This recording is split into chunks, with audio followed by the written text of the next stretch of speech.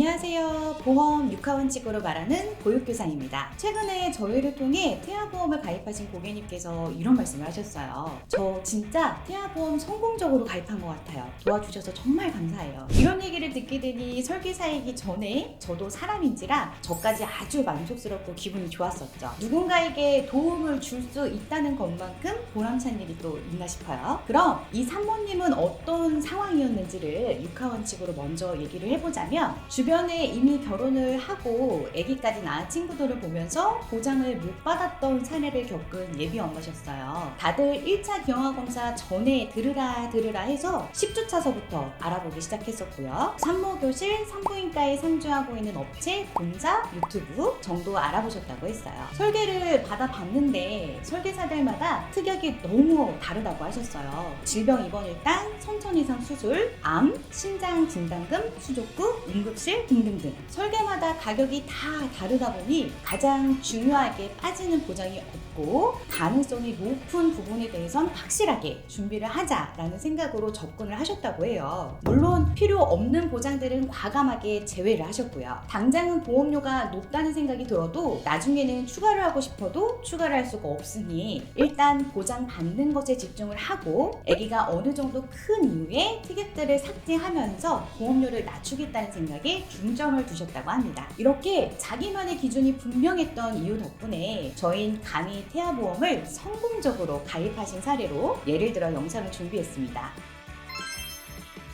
저는 입원 일당만큼은 최대로 구성하고 싶어요. 주변 친구들을 보니 1인실 입원하면서 병실 비용이 부담이 되었다면서 또 다인실 입원하자니 불편하고 신경이 쓰여서 어쩔 수 없이 1인실을 쓸 수밖에 없었다고 하소연을 듣다 보니 이 부분에 대해서는 그 어떤 항목들보다 강력하게 요청을 해주셨어요. 병원 규모, 병실 상관없이 질병으로 입원하면 7만원, 종합병원 이상급의 1인실을 이용하면 추가로 3만원, 최대 10만원의 보장은 종합병원 이상급 1인실 이용 시 부담을 완전히 덜 수는 없지만 현 시점에선 이 구성이 최대의 구성이라고 생각해 주시면 됩니다. 아마 1인실 입원 시 10만원으로는 충분하진 않을 거예요. 이 고객님도 아쉬워하셨고요. 그래서 준비한 특약은 바로 간병인 사용 일당 담보입니다.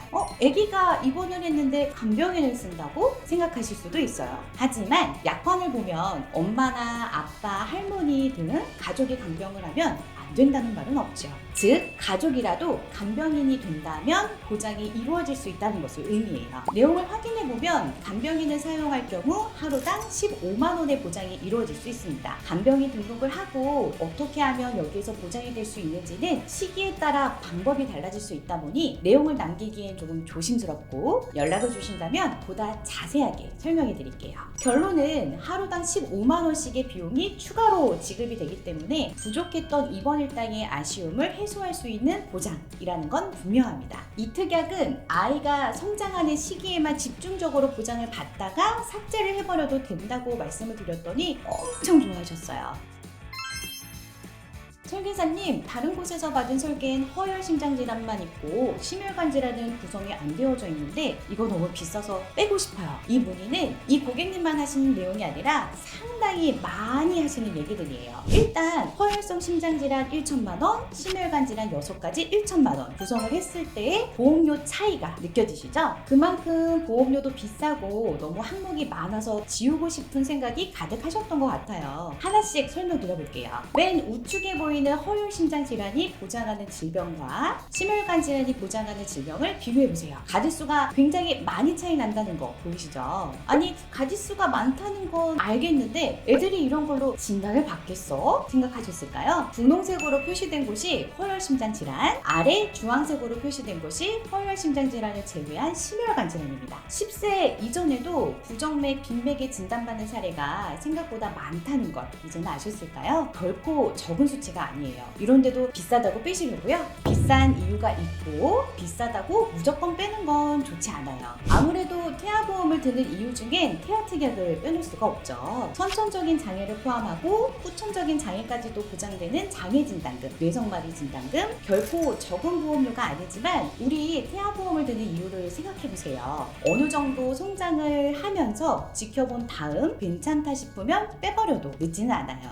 선천 이상 수술도 마찬가지입니다. 기준입니다. 출생 직후에 발견되는 선천 이상과 성장을 하면서 발견되는 선천성 모반, 부위계 등 어느 정도 지켜보다가 나중에 빼버리면 보험료 절감됩니다. 수족구도 굉장히 문의가 많은 보장 중 하나예요. 하지만 직접 체감을 해보거나 주위에서 한번 얘기를 들어본다면 말은 달라질 거예요. 20년도부터 21년도에는 마스크를 쓰는 것이 생활화가 되면서 수족구에 대한 진단이 현저하게 낮아졌었어요. 하지만 그 이후엔 점점 증가되는 추세가 보이죠. 마스크를 벗기 시작한 이후부터라고 생각돼요. 누구는 받았는데 나는 못 받는다면 누굴 원망하겠어요. 이 담보 끝까지 가져가라는 건 아니고 초등학교 입학하는 시점까지만 유지하다가 삭제해버리면 되잖아요. 연간 1회 반복적으로 지급이 되는 보장인 만큼 꼭 챙겨가시길 바랄게요. 아무래도 이 산모님께서 여러 곳을 비교해보시면서 저희 설계가 100% 옳다고 생각하시지는 않으셨을 거예요. 필요 없는 부분에선 과감하게 제외하는 결단까지 내리셨죠. 질병에 비해 상해는 기본만 준비를 하자. 자잘한 상해 후유장이나 상해 입원 일당, 수술비 등은 모든 걸 다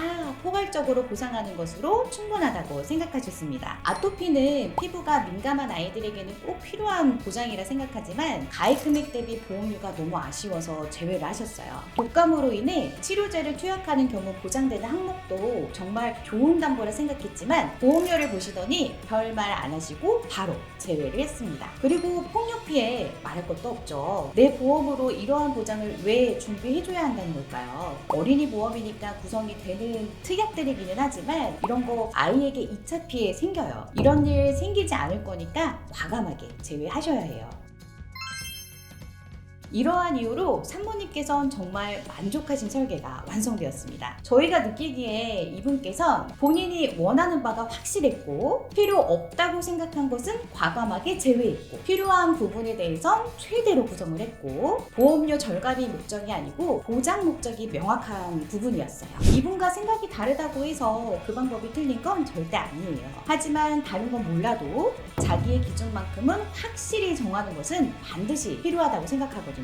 그 기준에서 벗어나지 않고 태아보험을 준비하다 보면 결국 이 영상을 보고 있는 보육생들 또한 성공적인 태아보험을 준비할 수 있을 거라 확신합니다. 보육교사는 언제나 기다리고 있으니 성공적인 태아보험을 원하시는 보육생들 망설이지 말고 얼른 연락주세요. 감사합니다. 본 광고는 손해보험 광고 심의 기준을 준수하였으며 유효기간은 심의일로부터 1년입니다.